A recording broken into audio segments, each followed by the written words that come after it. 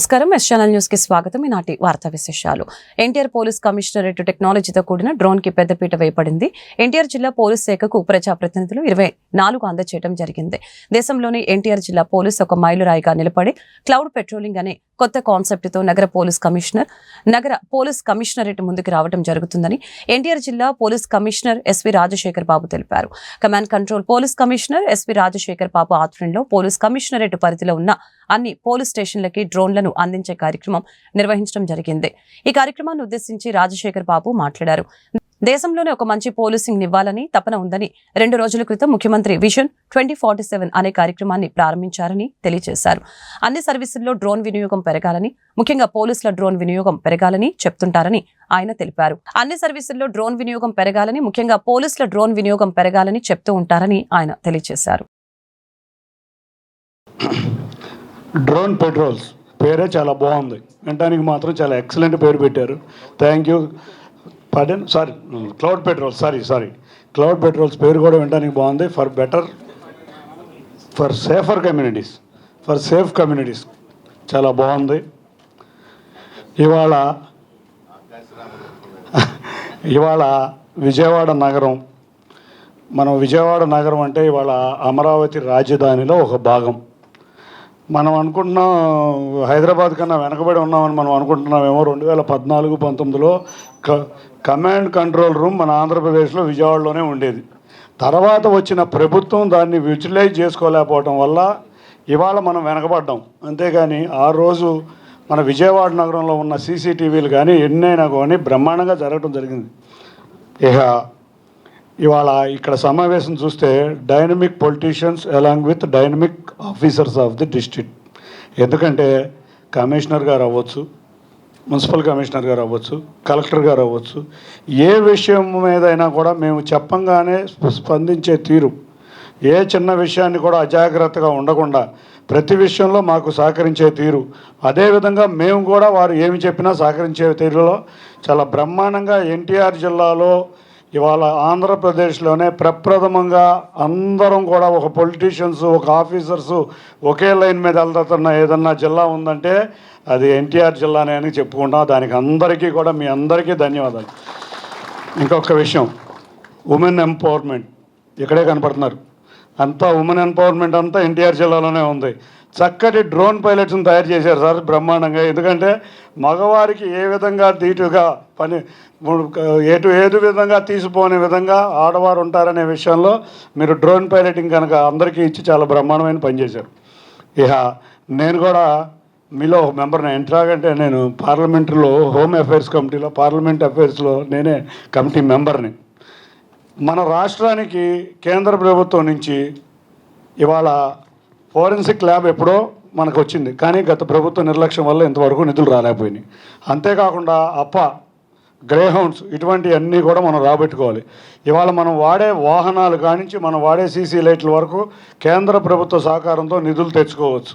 మొన్న నేను home minister గారు కూడా కూర్చుని కొన్ని ప్రపోజల్స్ కూడా రెడీ చేసాం. త్వరలో అవన్నీ కేంద్ర ప్రభుత్వం ముందు పెట్టి వాటినన్నిటికీ తగిన విధంగా నిధులు వచ్చే విధంగా కృషి చేయబోతున్నాం. మనం ఒక్కటి విజయవాడ నగరం మమ్మల్ని మేమందరం చిన్నప్పటి నుంచి పుట్టి పెరిగిన నగరం, అందరం కూడా దీంతో చాలా అనుబంధం ఉన్న నగరం. విజయవాడ అంటే మేము చాలా గర్వంగా ఫీల్ అయ్యే నగరం. ఇటువంటిది దేశంలోనే ప్రప్రథమంగా ప్రతి 28 పోలీస్ స్టేషన్స్లోనూ డ్రోన్స్ వాడే నగరంగా వృద్ధి చెందిందంటే అది ముఖ్యంగా ముందుగా మా ముఖ్యమంత్రి నారా చంద్రబాబు నాయుడు గారి యొక్క కృషి. డ్రోన్ షో వాళ్ళ విజయవాడ నగరం గిన్నీస్ బుక్ ఆఫ్ వరల్డ్ రికార్డ్స్లో ఎక్కిన దాన్ని డ్రోన్ షో బ్రహ్మాండంగా చేశాం. ఆ తర్వాత ఆ టెక్నాలజీని అందిపుచ్చుకున్న మన కమిషనర్ గారు దాన్ని నిజ రూపంలో పెట్టి విజయవాడని డైనమిక్గా తీసుకొచ్చారు. ఇవాళ టెక్నాలజీ ఉండొచ్చు, మనము చూసాం. ఇందాక చెప్పారు కమిషనర్ గారు, మనకు 4 వెహికల్స్ ఇచ్చారు. ఏం వెహికల్స్ సార్? మర్చిపోయింది, సారీ, ఫాల్కన్ వెహికల్స్. టెక్నాలజీ ఉన్నా వాడుకోలేని దుస్థితిలో ఉందామంటే ఇంకా అంతకన్నా దౌర్భాగ్యం ఇంకోట్లేదు. అదే టెక్నాలజీని మనం అందరం కూడా అందిపుచ్చుకుని కమిషనర్ గారి వాళ్ళ మనల్ని విజయవాడ నగరాన్ని డ్రోన్ సిటీ కింద తయారు చేస్తున్నారు. మున్సిపల్ కమిషనర్ గారికి, పోలీస్ కమిషనర్ గారికి ఒకటే కోరుకుంటున్నాం, కోఆర్డినేషన్ బిట్వీన్ మున్సిపాలిటీ అండ్ త్వరగా కంప్లీట్ చేస్తాను. ముఖ్యంగా మనకి ఈ డ్రోన్ సంబంధించి I think Amaravati drone summit చేసిన తర్వాత ఎంటైర్ కంట్రీలోనే విజయవాడ ఉండొచ్చు, అలాగే అమరావతి పైన చాలా ఫోకస్ రావడం జరిగింది. దాని పరంగా స్టేట్ గవర్నమెంట్లో ప్రతి డిపార్ట్మెంట్ కూడా డ్రోన్స్ వాడాలి, టెక్నాలజీ వాడుతూ పబ్లిక్ కంఫర్ట్ పెంచడానికి వాడాలి అని ఒక ఇన్స్ట్రక్షన్స్ రావడంతో మనము చూసాము. ముఖ్యంగా దసరా హ్యాండ్లింగ్లో డ్రోన్ కాంట్రిబ్యూషన్ మనం అసలు చెప్పలేని ఒక అద్భుతమైన కాంట్రిబ్యూషన్ చేశాము త్రూ డ్రోన్స్. సిపి గారు ఒక 2-3 డ్రోన్స్ అక్వైర్ చేస్తూ స్పెషల్లీ ఆ కంజెషన్ ఎక్కడ లేకుండా చాలా వరకు కంట్రోల్ చేయడం జరిగింది. మనమందరూ కంట్రోల్ రూమ్లో కూర్చుని కరెక్ట్గా ఎక్కడ ఎంతమంది వస్తున్నారు, ఎంతమంది వచ్చారనేది కరెక్ట్గా మనం ట్రాక్ చేస్తూ, అలాగే మన విఎంసీ తరపు నుంచి కూడా యాక్టివిటీస్ కూడా కోఆర్డినేట్ చేయడం జరిగింది. సో డ్రోన్ కోఆర్డినేషన్ అనేది చాలా క్రిటికల్. అలాగనే మనకి విఎంసీకి వస్తే మీరందరికీ తెలుసు, మన కంట్రీలోనే one of the challenging city అంటే విజయవాడ అని నేను చెప్తాను. ఎందుకంటే ఏ సిటీలో కూడా 3 కెనాళ్ళు, ఒకవైపు రివరు, ఒకవైపు బుడమేరు, ఇన్ని రకాల వాటర్ ఫ్లో అనేది ఏ సిటీలో కూడా లేదు. కాబట్టి దీనివల్ల ఒకవైపు ఎన్హెచ్, ఒకవైపు రూరల్ ఏరియా, ఒకవైపు హైదరాబాద్, గుంటూరు అండ్ అలాగే ఇటువైపు టువర్డ్స్ కోల్కతా రోడ్. సో ఇన్ని పాయింట్స్ ఉండడం వల్ల చాలా చోకింగ్ ఉంటుంది. సో కాబట్టి ఆల్రెడీ సిపి సార్ చెప్పినట్లు మన కంజెషన్ తగ్గిస్తే చాలా వరకు ట్రాఫిక్ తగ్గినట్లు. సో దీనికి సంబంధించి కార్పొరేషన్ అలాగే పోలీస్ ఆల్మోస్ట్ రెగ్యులర్ బేసిస్లో మనము ఈ కంజెషన్ తగ్గడానికి ఇల్లీగల్ పార్కింగ్ ఉండొచ్చు, ఎంక్రోచ్మెంట్స్ ఉండొచ్చు, దీనిపైన మానిటరింగ్ చేయడం జరుగుతూ ఉంది. కార్పొరేషన్ పరిధిలో కూడా యాక్టివ్గా ఆల్రెడీ 4 డ్రోన్స్ నేను వాడడం జరుగుతూ ఉంది. ఒక డ్రోన్ అయితే రోజు పాట్ హోల్స్ ఏమైనా ఉన్నా ఏదైనా రోడ్లోని ఫీడ్ మాకు వస్తూ ఉంది. ఫీడ్ ఎక్కడెక్కడైనా పాట్ హోల్స్ ఉంటే వెంటనే అడ్రస్ చేయడం జరుగుతూ ఉంది. ఒక డ్రోన్ అయితే టౌన్ ప్లానింగ్ సంబంధించి ఇల్లీగల్ ఎంక్రోచ్మెంట్స్ అయినా వస్తే అది కూడా రియల్ టైంలో మాకు వస్తూ ఉంది. అలాగనే శానిటేషన్, ఎక్కడైనా అన్ఆథరైజ్డ్గా ఏమైనా గార్బేజ్ ఎవరైనా ముఖ్యమంత్రిగా ఉండగా కొత్తగా వస్తున్నటువంటి ప్రపంచంలో ఉన్నటువంటి శాస్త్ర సాంకేతిక పరిజ్ఞానాన్ని ఉపయోగించుకొని మనం బెటర్ పోలీసింగ్, ఇందాక రామ్మోహన్ గారు చెప్పినట్టు అమెరికాలో నేను మొన్న లాస్ట్ ఇయర్ ఆగస్టులో వెళ్ళినప్పుడు మన అట్లాంటా ఎయిర్పోర్ట్ నుంచి మేము మా మిత్రుడి ఇంటికి వెళ్తా ఉంటే చాలా పెద్ద మేజర్ యాక్సిడెంట్ అయిందండి. నేను కూర్చున్న కారుకి నా పక్క టైర్కి టెస్లా కారు ఫస్ట్ కొని షోరూమ్ నుంచి ఎయిర్పోర్ట్కి వచ్చింది. మమ్మల్ని ఫస్ట్ పికప్ చేసుకుని వెళ్తా ఉన్నారు.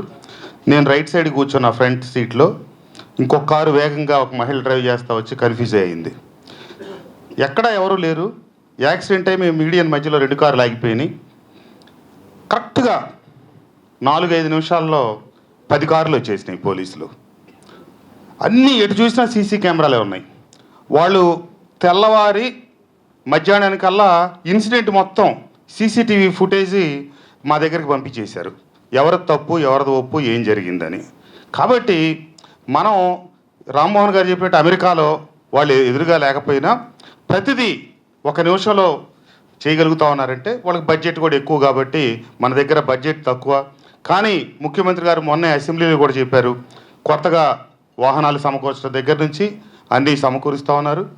తప్పకుండా మన విజయవాడ నగరం హైదరాబాద్తో పోలిస్తే చాలా తక్కువ జనాభా, తక్కువ ట్రాఫిక్ ఉన్నప్పటికీ ఎక్కువ కంజెషన్గా ఉంది. కారణం ఏంటంటే ఇరుకు రోడ్లు, కొండలు, నదులు మధ్యలో ఈ పట్టణం ఇరుక్కొని ఉంటాం. దీనికి ప్రధాన రహదారులు సిటీలో నుంచి వెళ్ళటం, నేషనల్ హైవేసు, వీటికి పరిష్కారంగా త్వరలో రాబోయే పశ్చిమ బైపాస్ వస్తే ఖచ్చితంగా వచ్చే 2 మాసాల్లో మనకి పెద్ద ఉపశమనం రాబోతూ ఉంది. ఆ తర్వాత అయినా ఎక్కడైతే బ్లాక్ స్పాట్స్ ఉన్నాయో వాటన్నింటిని గుర్తించి వాటి అదుపు చేయటం, మనం ఎక్కడా అయినని దురదృష్టకరమైన విజన్ ఉన్న ముఖ్యమంత్రి చంద్రబాబు నాయుడు నేతృత్వంలో కూటమి ప్రభుత్వం స్వర్ణాంధ్ర 2047 విజన్ డాక్యుమెంట్ రూపొందించడం ఆహ్వానించదగ్గ విషయమని మాజీ మంత్రి వడ్డే శోభనాద్రీశ్వరరావు తెలిపారు. గతంలో రాష్ట్రంలో ఐటీ రంగం అభివృద్ధి చేసి హైదరాబాద్ నగరాన్ని ప్రపంచ చిత్రపటంలో నిలిపిన ఘనత ముఖ్యమంత్రి చంద్రబాబుకి దక్కుతుందని కొనియాడారు. గత ప్రభుత్వంలో ప్రభుత్వ పాలన గాడి తప్పిందని, భూ కబ్జాలు, దాడులతో అరాచకం చెలరేగిపోయిన పరిస్థితుల్ని ఇప్పుడు నూతన ప్రభుత్వం చక్కదిద్దవలసిన అవసరం ఎంతైనా ఉందని అభిప్రాయం వ్యక్తం చేశారు. గౌరవ ముఖ్యమంత్రి గారు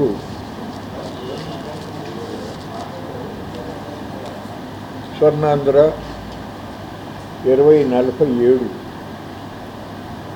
ఒక విజన్ని, పత్రాన్ని మన ఆంధ్రప్రదేశ్ రాష్ట్ర ప్రజల ముందు ఉంచారు. చాలా సంతోషం. అందులో చాలా పెద్ద ఎత్తున 2047 వచ్చేటప్పటికి అభివృద్ధి జరుగుతుంది. అనేక రంగాలలో భారతదేశంలో మన రాష్ట్రం మొదటి స్థానంలో నిలుస్తుంది.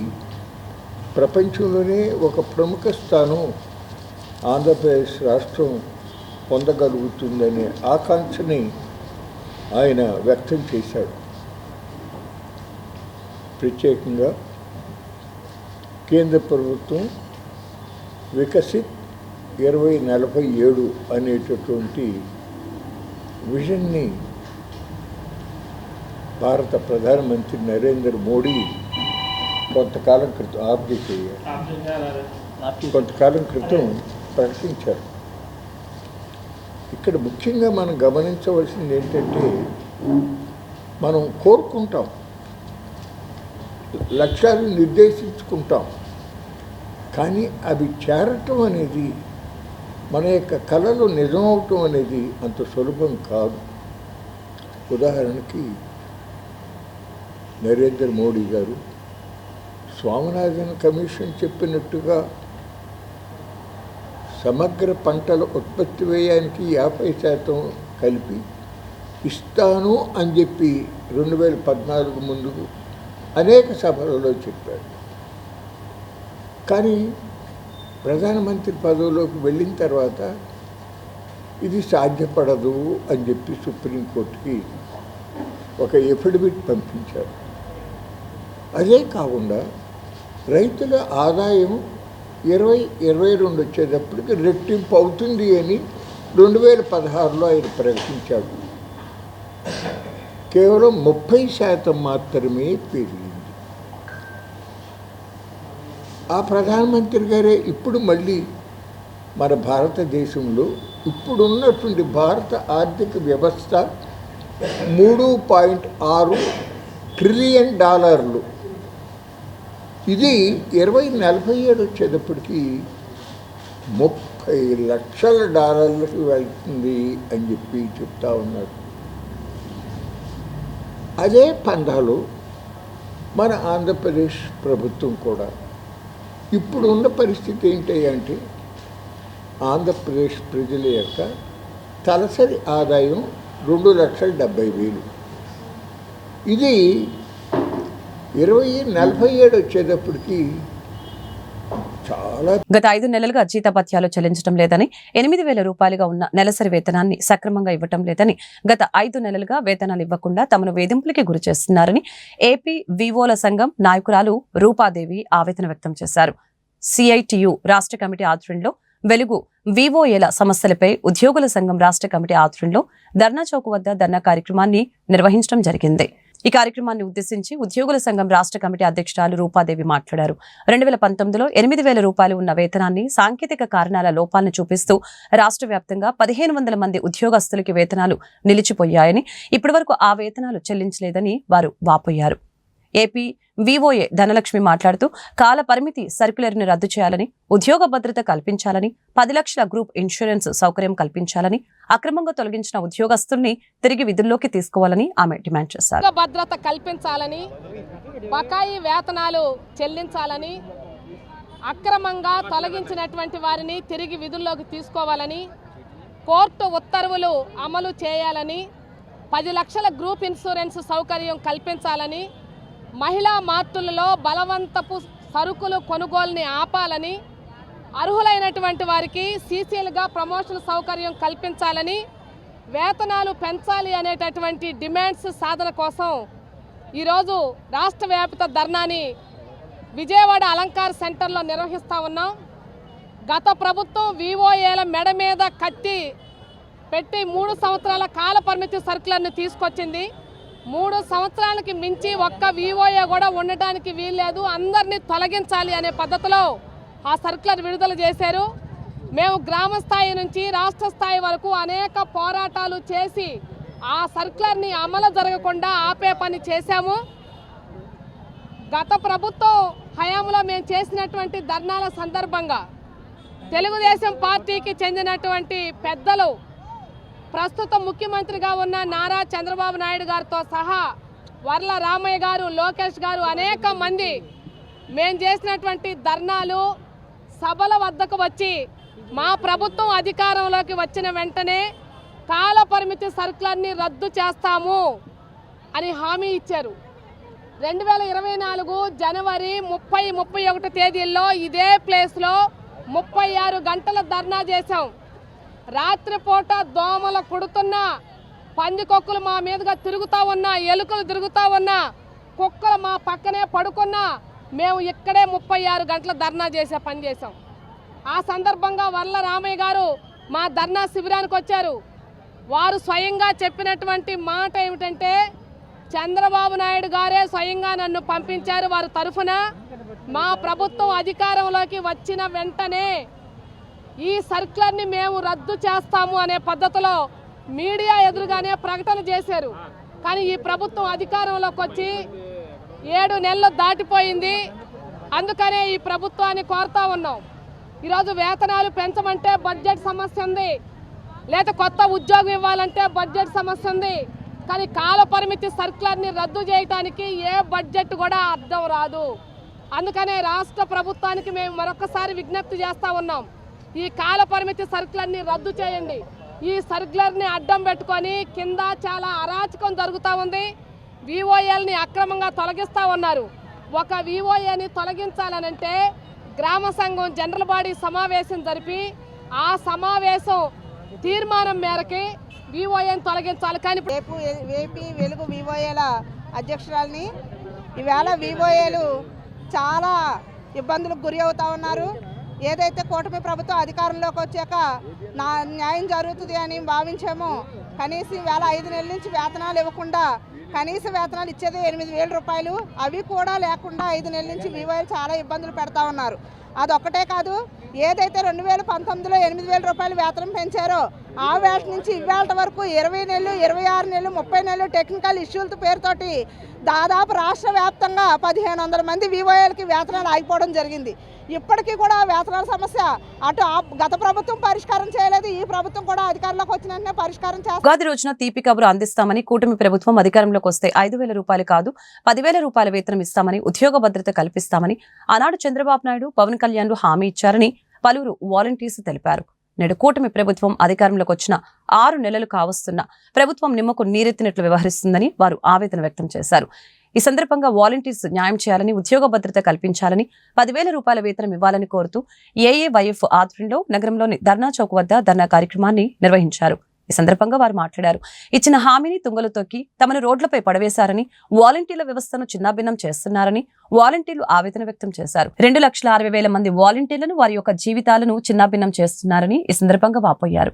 గ్రామీణ పట్టణ ప్రాంతాల్లో గత 5 సంవత్సరాల పాటు తమ సేవలు అందించామని, ఇటీవల వరదల సమయంలో కానీ కరోనా కాలంలో మా ప్రాణాలను సైతం పనంగా పెట్టి సేవలు అందించడం జరిగిందని తెలిపారు. మీ స్కిల్స్ ని రాష్ట్ర అభివృద్ధికై ఉపయోగించుకుంటామని పలికిన మాటలు ఏమయ్యాయని వారు ప్రశ్నిస్తున్నారు.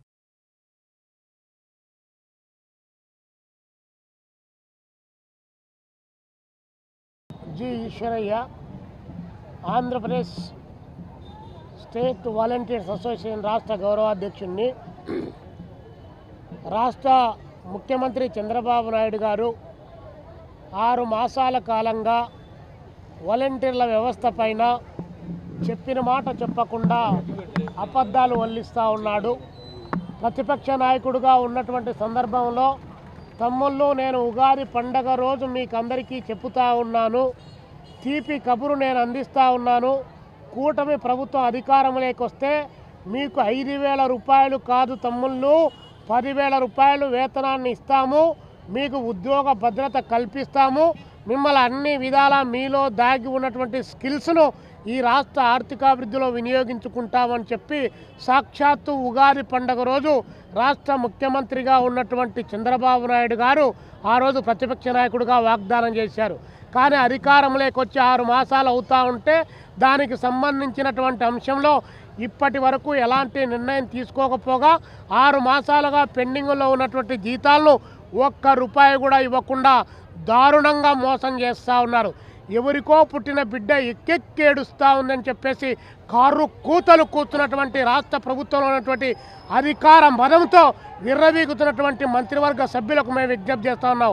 మరి ఎవరికో పుట్టిన బిడ్డ ఎక్కెక్కేడుస్తూ ఉంటే ఎందుకు డొలా బాల వీరాంజనేయులు గారిని ఆ శాఖకు మంత్రిగా చేశారని చెప్పి వాలంటీర్ల పక్షాన మేము అడుగుతూ ఉన్నాం. మరి రాష్ట్ర ప్రభుత్వం 2,60,000 మంది ఈ వాలంటీర్ల భవిష్యత్తు పైన గొడ్డలి పెట్టి వేస్తామంటే చూస్తూ ఊరుకోవడానికి మేము సిద్ధంగా లేమని చెప్పి ఈ రాష్ట్ర ప్రభుత్వానికి విజ్ఞప్తి చేస్తా ఉన్నాం. రాష్ట్ర ఉప ముఖ్యమంత్రిగా ఉన్నటువంటి కళ్యాణ్ బాబు గారు ప్రతిపక్ష నాయకుడిగా ఉన్నప్పుడు జనసేన పార్టీ అధినేతగా ఈ రాష్ట్రంలో 30,000 మంది మహిళలను వాలంటీర్లు ఎక్కడికో తరలించారని చెప్పావు. మరి 6 మాసాలుగా కళ్ళు మూసుకొని నిద్రపోతా ఉన్నావా? మరి ఒక్క మహిళనైనా కూడా వీళ్ళు తరలించినటువంటి మహిళలను బయటికి తీసుకొని వచ్చావా? ఎందుకు అవాకులు చెవాకులు పేలి వారి వ్యవస్థ పైన ఈరోజు నీళ్లు పోయడానికి ప్రయత్నం చేస్తూ ఉన్నారని చెప్పి మేము అడుగుతూ ఉన్నాం. అదేవిధంగా రాష్ట్ర ప్రభుత్వానికి ముఖ్యమంత్రి గారికి మేము విజ్ఞప్తి చేస్తూ ఉన్నాం. తక్షణం వాలంటీర్ల వ్యవస్థను కొనసాగించాలి. గ్రామీణ ప్రాంతాల్లో పట్టణ ప్రాంతాల్లో కరోనా లాంటి విపత్కర సమయాల్లో ప్రాణాలకు తెగించి పనిచేసి ఏ ఇంట్లో ఎవరికి ఏ ఆపద వచ్చినా కూడా వాలంటీర్లు ఆదుకున్నటువంటి పరిస్థితి ఈరోజు ఒకవైపు నుండి ప్రతి 25 మందికి ఒకరు సర్వీస్ చేసేటువంటి పద్ధతుల్లో ఇతర దేశాల్లో కూడా అలాంటి వ్యవస్థ కొనసాగుతున్నటువంటి. పేరు మమతా అండి. నేను విజయవాడ సెంట్రల్ వాలంటీర్గా పనిచేసిన అమ్మాయిని. మరి ఈరోజు కూటమి ప్రభుత్వాన్ని మేము ఒకటే అడుగుతున్నామండి. మరి 2,60,000 మంది వాలంటీర్ ద్వారా మీరు మరి ఎన్నికల ముందు మాకు ఇచ్చిన వాగ్దానం ఏం చేస్తున్నారండి? మేము 6 నెలల నుంచి మేము పోరాటాలు చేస్తున్నాం కదా, మీకు కనిపించడం లేదా అండి? మీరు మమ్మల్ని కరోనా సమయంలో మరి వరదల్లో మొన్న వాడుకున్నారు కదండి, మరి లేని బిడ్డని ఎలా తీసుకొచ్చి బయట వాడుకున్నారండి? జీవో లేదన్నారు. ఏ జీవోతో మా పేపర్ అలయన్స్ రద్దు చేశారు? ఏ జీవోతో వరదల్లో మమ్మల్ని రమ్మని టెలికాన్ఫరెన్స్ని తీసుకున్నారు? మరి పవన్ కళ్యాణ్ గారు అన్నారు కదా సనాతన ధర్మం అని. ఏదండి మీ ధర్మం అని అడుగుతున్నాము. మరి ప్రతి మహిళకి ఎక్కడ అధర్మం జరగకుండా మేము చక్కగా అందరినీ చూస్తామన్నారు. మరి ఏదండి మీ ధర్మం అని మేము అడుగుతున్నాము. ఈరోజు మీరు మమ్మల్ని నడి రోడ్డు మీద పడేయటం ఇదేనా మీ ధర్మం?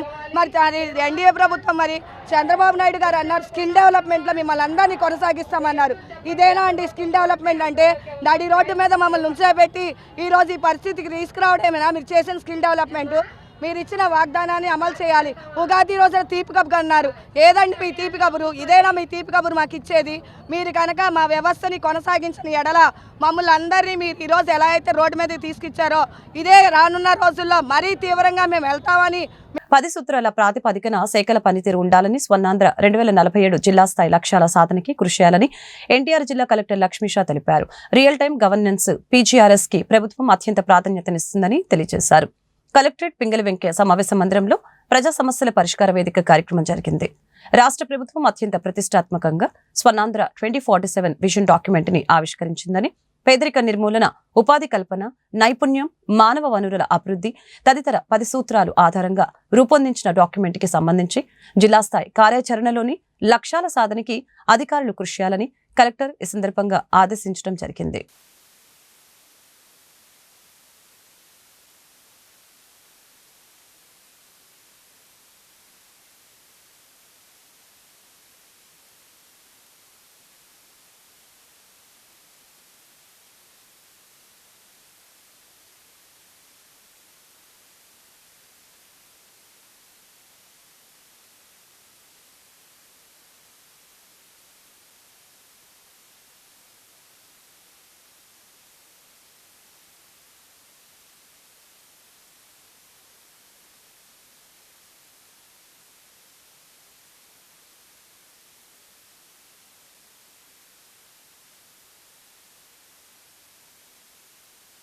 ఈ వార్తలు ఇంతటితో సమాప్తం. మరొక బులెటిన్లో మళ్ళీ కలుద్దాం. నమస్కారం.